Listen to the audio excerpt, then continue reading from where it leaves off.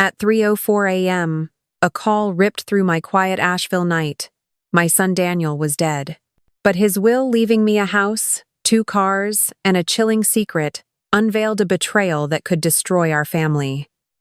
Don't miss what happens next. My tires screeched into the parking lot of Mission Hospital, 3 miles from my Asheville cottage, as dawn barely broke the horizon. My hands still shook from that 3:04 a.m. call, Daniel's death searing my heart like a branding iron. Inside, the sterile halls reeked of antiseptic, amplifying my dread. I gave my name at the reception desk, my voice cracking. Margaret Thompson, here for Daniel. The nurse's pitying glance cut deeper than words. Then I saw her Claire Mitchell, my daughter-in-law, striding in 40 minutes late, her designer coat draped over her arm, sunglasses perched like a shield over her cold eyes. She didn't look at me, her manicured nails tapping furiously on her phone. Traffic on I-26 was a nightmare, she muttered. No apology in her tone. I swallowed my grief to ask, "Where's Ethan?" My 9-year-old grandson should have been her priority. Claire's lips twitched, a rehearsed frown. I left him with a neighbor. Couldn't drag a kid here. Her casual dismissal of Ethan, Daniel's pride and joy, ignited a spark of rage beneath my pain. I'd already called Ethan's school, arranged for his friend's mom to pick him up, tasks Claire hadn't even considered. "Daniel's gone," I said, watching her closely. Her head snapped up, sunglasses slipping to reveal dry, calculating eyes. "Gone? Just like that?" Her voice held a theatrical catch, but her hand adjusted her hair, not a tear in sight. "Mrs. Thompson, Mrs. Mitchell," a doctor interrupted, his face grim. "I'm sorry. There was nothing we could do." Claire's hand flew to her throat, a gesture too perfect, like something rehearsed in a mirror. I'd spent years teaching kids, reading their truths in their eyes. Claire's were a locked vault, hiding something ugly. "I need to make calls," she said, stepping away, already dialing. My heart sank as I realized Ethan's mother was more concerned with her phone than her son's shattered world. Something was wrong, terribly wrong. As I stood alone in that sterile hall, the weight of Daniel's secret will pressed against me. What had he known about Claire that I was only beginning to see? The funeral would reveal more, and I braced myself for the storm ahead. The organ's mournful chords filled St. Lawrence Basilica in Asheville, each note a hammer striking my already fractured heart. 3 days after that, 3:04 a.m., call. I sat in the front pew, my hands clutching a crumpled tissue, staring at the oak coffin that held my Daniel. At 68, I'd buried my husband years ago, but nothing could brace me for this. My only son, gone at 39, his kind eyes and quiet laugh stolen by a merciless stroke. The church, nestled in Asheville's historic heart, was packed with mourners, Daniel's law firm colleagues, neighbors from Montford, clients he'd fought for. Their whispered condolences buzzed like static, but I barely heard them. My world had narrowed to the unbearable weight of loss and the small, trembling hand of Ethan, my 9-year-old grandson, gripping mine. Ethan's face was blotchy, his brown eyes swollen from tears he couldn't stop. "Dad's really gone, isn't he, Grandma?" he whispered, his voice breaking as he stared at the coffin, its polished surface reflecting the stained glass light. I swallowed the lump in my throat, fighting to keep my voice steady for him. "Yes, sweetheart," I said, squeezing his hand. "But his love for you? That's still here, always." He nodded, but his shoulders shook with silent sobs, and I pulled him closer, my arm a shield against a world that had just shattered his innocence. Across from us, Claire Mitchell played her part flawlessly.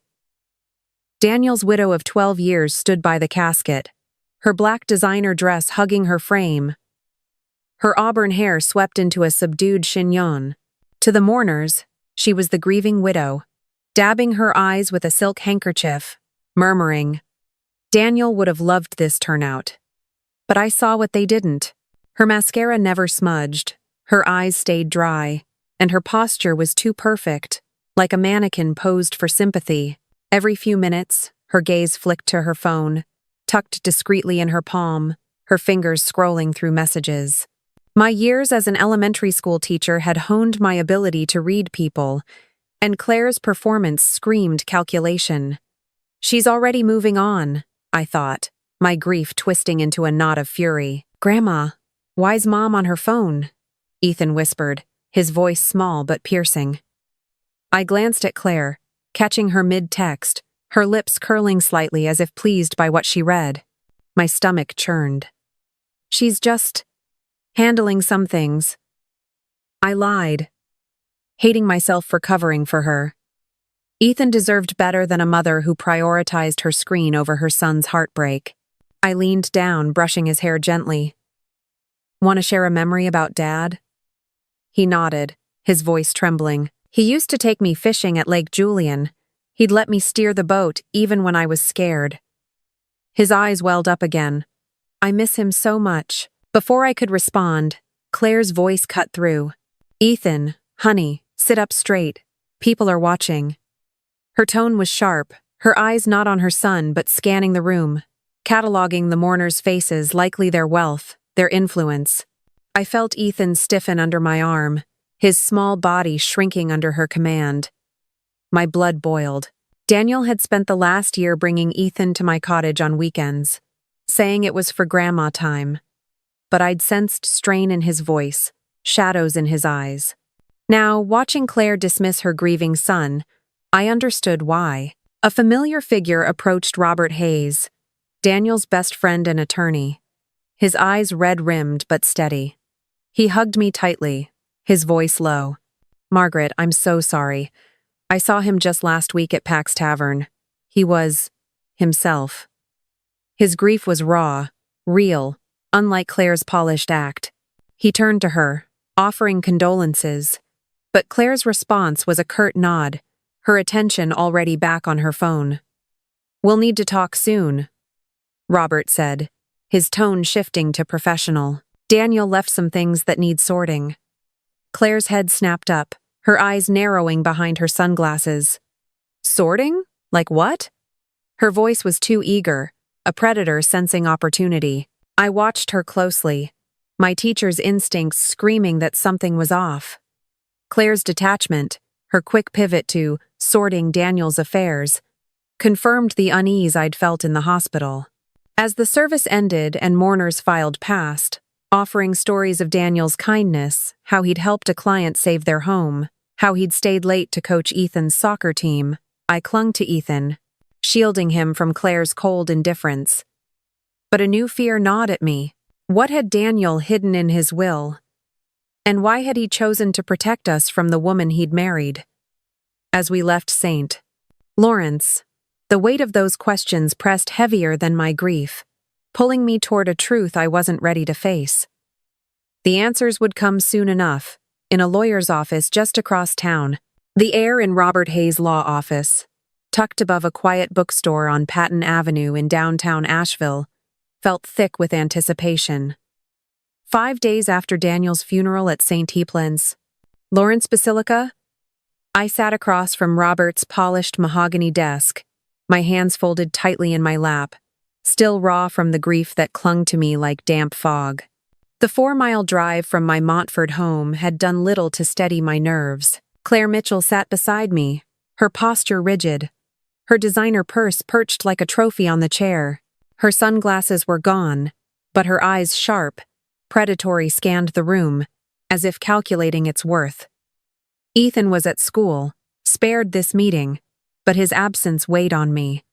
I could still hear his small voice from the funeral. Dad's really gone, isn't he, Grandma? The memory fueled my resolve to uncover whatever Daniel had left behind. Robert cleared his throat, his face etched with the strain of losing his best friend. Margaret, Claire, thank you for coming, he began, his voice steady but heavy.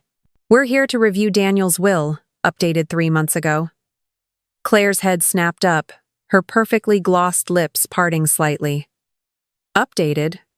When? Her tone was sharp, a blade cloaked in curiosity. Robert ignored her, opening a leather-bound folder. Daniel was meticulous. He wanted everything clear. My heart pounded as he read aloud, his words slicing through the room like a guillotine. The family home at 214 Montfort Avenue, the Lexus sedan, the Jeep Wrangler, and the primary bank account at First Citizens are bequeathed to Margaret Thompson, his mother. The room spun. My modest cottage, 2 miles away, had been my haven for years.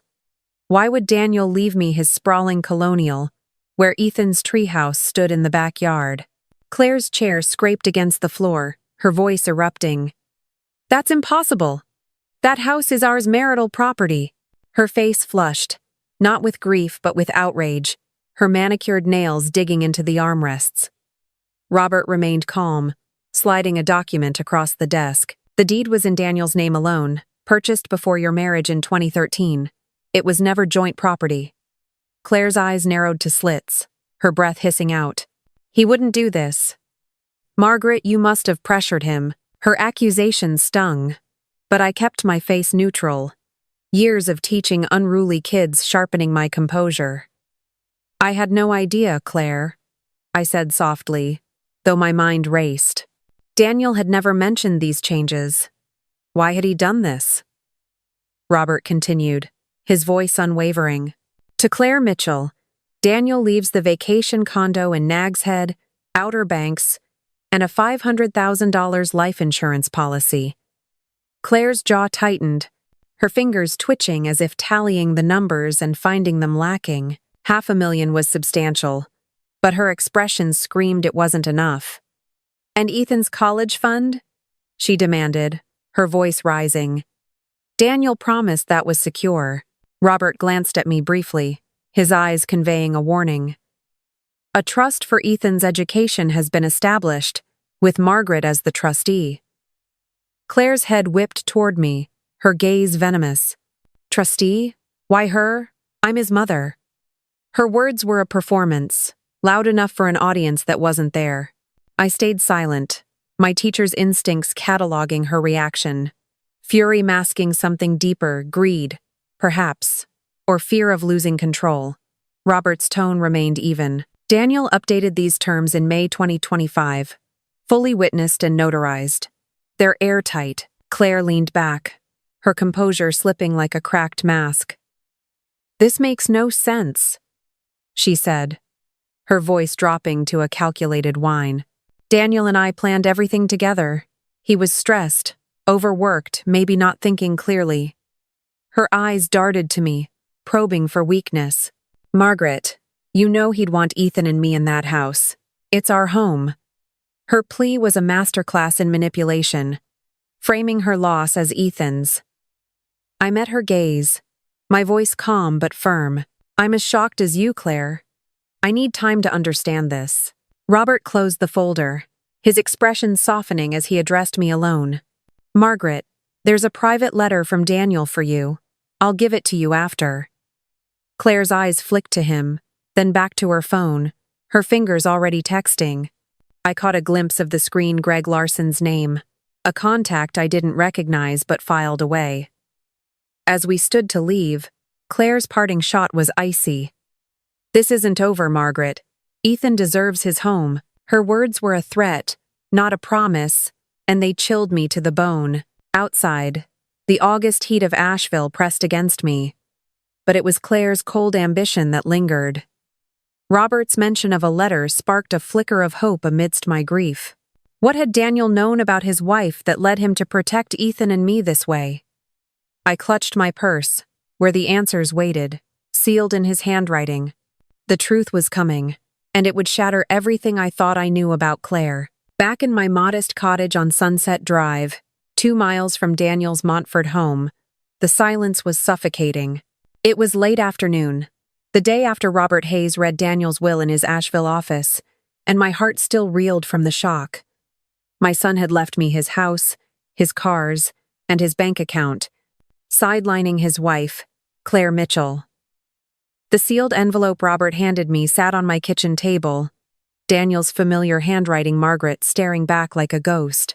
My hands trembled as I slid it open, the paper slicing my finger, a sharp sting mirroring the deeper wound inside. I sank into a chair, the weight of loss and suspicion crushing me, and began to read. Each word was a dagger, carving open a truth I hadn't dared face. "Mom," Daniel wrote, "if you're reading this, I'm gone, and I'm sorry for the burden I've left you. My marriage to Claire has been crumbling for years. What started as distance became something darker. I found proof she's been unfaithful with Greg Larson, a real estate tycoon she met through work. She's planning a new life, one that doesn't include Ethan." My breath caught, tears blurring the ink. Daniel's words painted a betrayal so vile it burned my soul. "I changed my will to protect you and Ethan. The house, the money there for his stability, not Claire's ambitions. She'll fight you, Mom. She's cunning. Don't trust her smiles. Watch her closely, for Ethan's sake." I pressed the letter to my chest, sobs ripping through me. Daniel, my brilliant, gentle son, had seen through Claire's polished facade when I hadn't. Memories flooded back, not the joyful ones from Ethan's fishing trips at Lake Julian, but the strained moments over the past year. Daniel dropping Ethan at my cottage every weekend, his eyes heavy with unspoken worry. "Just need some time to sort things out," he'd say, ruffling Ethan's hair. I thought it was work stress, his law firm's endless cases. Now I saw it. He was shielding Ethan from Claire's neglect, her late nights, her growing absence. How had I missed it? My 30 years teaching kids, reading their hidden hurts, and I'd been blind to my own son's pain. I paced the kitchen, the letter crumpled in my fist. Claire's behavior at Mission Hospital, her cold detachment, her phone obsession flashed in my mind. At the funeral in St. Lawrence Basilica, her dry eyes and calculated grief had screamed warning signs. And now, her fury at Robert's office, accusing me of manipulating Daniel, confirmed it. She wasn't grieving, she was scheming. I thought of Ethan, my 9-year-old grandson, alone at school, unaware his mother saw him as a pawn. My heart ached, a raw, jagged wound. "Daniel, why didn't you tell me?" I whispered to the empty room, my voice breaking.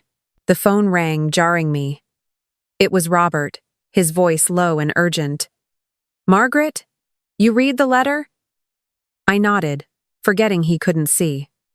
"Yes," I croaked. "It's worse than I imagined." He sighed.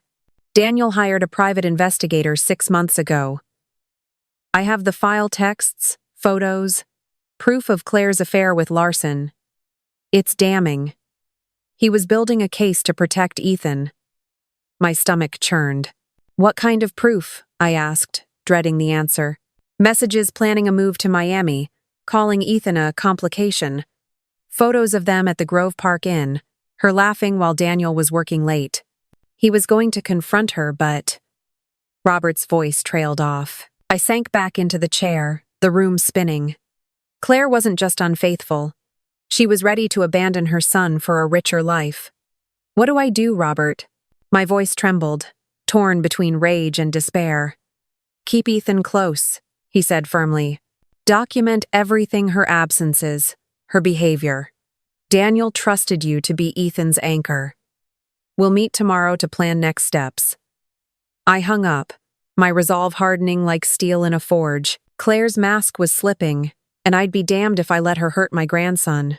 As dusk settled over Asheville, I drove to Daniel's house to pick up Ethan from his after-school program. His small face lit up when he saw me, but his eyes held a shadow, a grief too big for a child. "Grandma, can I stay with you tonight?" he asked, clutching his backpack. "Mom said she's busy again." My heart shattered, but I smiled for him. "Of course, sweetheart." Claire's neglect was already wounding him, and I knew she'd soon make her move to reclaim what Daniel had denied her. The battle was coming, and it would test every ounce of my strength. Tomorrow, I'd learn more from Robert, but tonight, I'd hold Ethan tight and brace for the storm Claire was brewing. The sun dipped low over Asheville's Blue Ridge Mountains, casting long shadows across the cobblestone paths of Biltmore Village. 1 week after Daniel's death, I sat in a chic cafe, the Cantina, its exposed brick walls and artisanal coffee, a stark contrast to the storm brewing in my heart.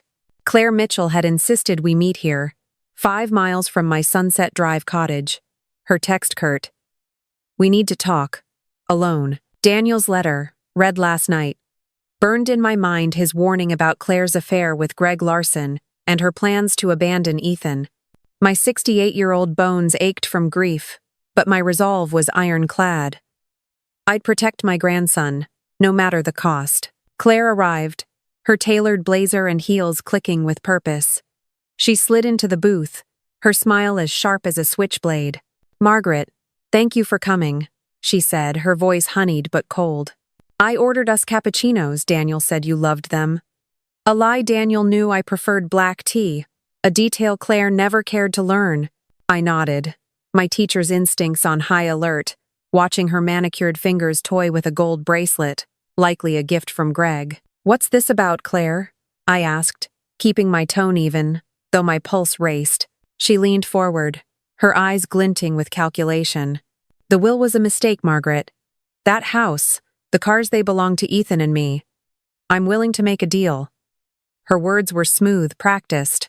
"Sign them over, and I'll ensure you see Ethan every other weekend, maybe holidays." My breath caught, rage simmering beneath my grief.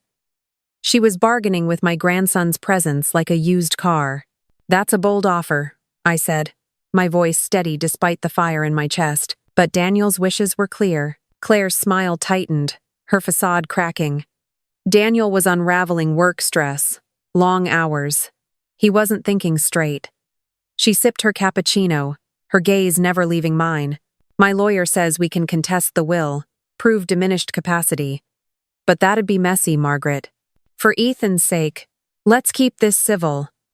Her mention of Ethan was a calculated jab, twisting my love for him into her weapon. I leaned back, years of reading manipulative students sharpening my response. "Civil? You mean convenient for you?" Her eyes flashed, but she recovered, her voice dropping to a conspiratorial whisper. "I'm taking Ethan to Miami next week. Greg has a condo there, oceanfront. A fresh start for us." My heart stopped. Miami, where Daniel's letter said she planned to flee with Greg, leaving Ethan behind. "Ethan's still grieving," I said, my voice trembling with barely contained fury. "Uprooting him now, with a stranger?" Claire's laugh was sharp, cutting. "Greg's no stranger. Ethan'll adapt. Kids do." Her casual dismissal of my grandson's pain was a slap, and I gripped the table to keep from lashing out. Before I could respond, my phone buzzed Ethan, calling from his after-school program at Montford Elementary, less than 2 miles away. "Grandma, I'm at Mom's car. I heard her talking to someone." His voice was small, shaking. "She said she's taking me away, and I won't see you anymore." My blood ran cold. He'd overheard Claire's call in the parking lot, her words spilling out carelessly. "Stay there, sweetheart," I whispered, my heart splintering. "I'm coming." Claire's eyes narrowed as I stood, her voice venomous. "Don't test me, Margaret. Sign the papers, or I'll make sure Ethan's out of your life for good." Her threat landed like a sledgehammer, but I held her gaze, my voice low. "You don't scare me, Claire. Ethan deserves better than your games." I left her in the cafe, her smug expression searing into me as I sped to Ethan's school. He was curled up on a bench, his backpack clutched like a lifeline, tears streaking his face. "Grandma, is Mom leaving me?" he sobbed, throwing his arms around me. I held him tight, my own tears falling. "No, sweetheart. I'm here. I'll always be here." Claire's threat and Ethan's heartbreak crystallized my mission. Daniel had entrusted me with his son, and I'd fight with every fiber of my being. Robert's call came as I drove Ethan home. "Margaret, we need to act fast," he said. "Claire's moving quicker than we thought." I nodded, gripping the wheel. The battle lines were drawn, and Claire's next move would push us into a war I was ready to wage. The Buncombe County Courthouse in Asheville loomed like a stone sentinel, its marble halls echoing with the weight of justice. 2 weeks after Daniel's death shattered my world, I stood at the entrance, my navy suit crisp but my heart pounding like a drum. The 6-mile drive from my Sunset Drive cottage had been a blur. Claire Mitchell's venomous threat from our Biltmore Village meeting, "Sign the papers, or I'll make sure Ethan's out of your life for good," ringing in my ears.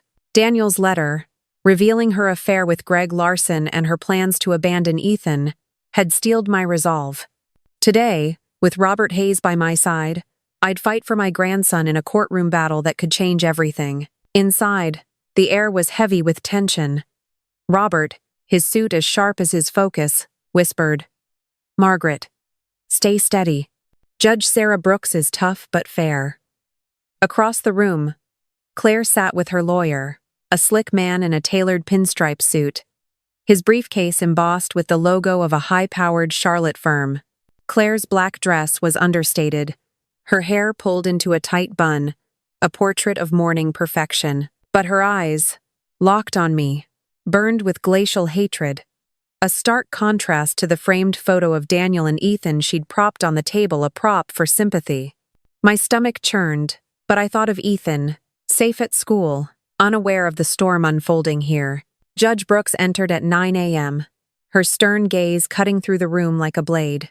"This is an emergency hearing for temporary custody of Ethan Thompson," she announced, her voice commanding. "Let's proceed." Robert stood, his tone measured but forceful. "Your Honor, we're seeking temporary guardianship for Margaret Thompson due to Claire Mitchell's documented neglect and intent to relocate Ethan against his best interests." He presented our evidence. My journal detailing Claire's absences, late nights, forgotten school events, Ethan left with neighbors.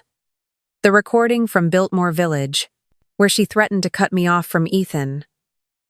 And a psychologist's report from Montford Elementary, noting Ethan's anxiety spiking after Claire's Miami plans surfaced. The courtroom felt like a pressure cooker, each piece of evidence a blow to Claire's facade. Claire's lawyer, Gerald Vance, countered with icy precision. "Your Honor, Mrs. Thompson is a grieving mother-in-law exploiting a widow's vulnerability. Her so-called evidence is obsessive, a vendetta against my client, who's simply navigating unimaginable loss." He painted me as a meddling grandmother, twisting my care for Ethan into manipulation. Claire dabbed her eyes with a handkerchief, but I caught the dry corners, the calculated tilt of her head. "Mrs. Mitchell, explain your plans for Ethan," Judge Brooks demanded, her eyes narrowing. Claire stood, her voice trembling with practiced sorrow. "Your Honor, I love my son. I want a fresh start for us in Miami, where he can heal away from painful memories. Margaret's trying to steal him from me." Her words were a masterclass in deception, but Ethan's tearful voice from yesterday, "Is Mom leaving me?" echoed in my mind, fueling my resolve. When my turn came, I faced the judge, my voice steady despite the ache in my chest.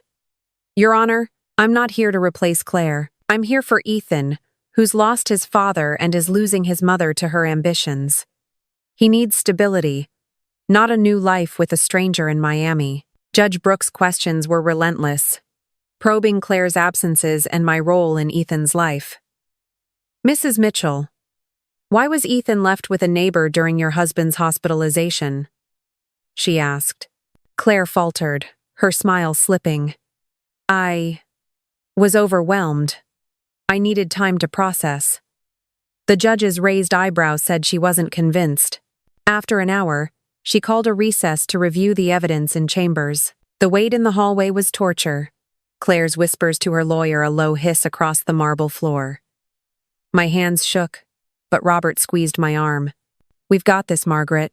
Daniel's evidence is ironclad." At 10:30 a.m., Judge Brooks returned, her gavel a thunderclap. "Based on the evidence, I find sufficient cause for emergency intervention. Temporary guardianship of Ethan Thompson is granted to Margaret Thompson for 60 days, pending a full evaluation. Mrs. Mitchell, your visitation will be supervised thrice weekly." Claire's composure shattered, her face contorting with rage. "This is outrageous," she spat, ignoring Vance's restraining hand. "You'll regret this, Margaret." Judge Brooks' voice cut through. "Mrs. Mitchell, your outburst concerns me. Focus on your son, not your anger." The gavel fell, and my heart soared with fragile relief. As we left, Claire's glare could have burned through steel. But I felt Daniel's presence guiding me. Ethan was safe for now. Robert's voice was steady. "We'll pick Ethan up from school and explain gently. But Claire's not done." I nodded, bracing for her next move. She'd fight dirty, but I was ready for the war ahead. The twilight sky over Asheville painted the Montford neighborhood in hues of amber and gray. But inside Daniel's colonial home at 214 Montford Avenue, a storm was breaking. 3 weeks after my son's death, and just 1 day after Judge Sarah Brooks granted me temporary custody of Ethan in that tense Buncombe County courthouse hearing, I sat on the living room couch, my 68-year-old heart still reeling.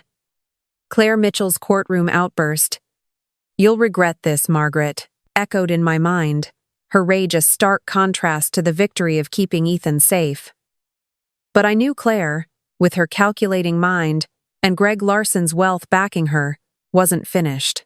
Daniel's letter, warning of her ambition to abandon Ethan, had prepared me for a fight, but nothing braced me for the cold surrender that came next. My phone buzzed with a text from Claire. "Meet me at Pack Square Park, 4 p.m. no lawyers. We end this today." My stomach knotted, but Robert Hayes, Daniel's loyal friend and attorney, insisted I go, wired with a recorder under North Carolina's one-party consent law. "She's cornered, Margaret," he said over the phone from his office 3 miles away. "This could be the break we need." I arrived at the park, its historic fountain burbling softly, and found Claire on a bench, her designer sunglasses hiding eyes I knew were sharp with intent. She stood as I approached, her tailored coat immaculate, but her face was drawn, fatigue cracking her usual polish. "Margaret," she began, her voice low, stripped of its usual honeyed manipulation. "I'm done fighting. I'm signing over full custody of Ethan." My breath caught, shock mingling with suspicion. This wasn't the Claire who'd threatened to erase me from Ethan's life at the cantina. "Why?" I asked, my voice steady despite the tremor in my chest. She removed her sunglasses, revealing dark circles that betrayed sleepless nights. "Greg and I are moving to Miami next week. He's secured a deal for a luxury condo development. It's a once-in-a-lifetime chance." Her tone was clinical, as if Ethan were a line item on a balance sheet. "Ethan needs stability, routine things I can't give him right now." I stared, my heart splintering for my grandson. "You're leaving him? Your own son?" My voice rose, raw with disbelief. Claire shrugged, a gesture so callous it stole my breath. "I'm being practical, Margaret. You're better for him, school, schedules, all that. I'll send money. Call when I can." Her words were a blade, slicing through the last pretense of motherhood. Ethan, grieving Daniel's death, was a complication she was discarding. "You think money replaces a mother?" I snapped, my teacher's composure fraying. Claire's eyes hardened. "Don't lecture me. I've spent 12 years in this marriage, trapped in Asheville's small-town cage. I deserve this." Before I could respond, Ethan's voice broke the air. "Mom?" He stood 10 feet away, his backpack slung over one shoulder, his soccer coach having dropped him off early. His brown eyes, so like Daniel's, were wide with hurt. He'd heard everything. Claire froze, her face flickering with panic, then annoyance. "Ethan, go wait by the fountain," she ordered, her voice sharp. But he didn't move, his small frame trembling. "You're leaving me?" he whispered, tears spilling down his cheeks. My heart shattered as I rushed to him, kneeling to pull him close.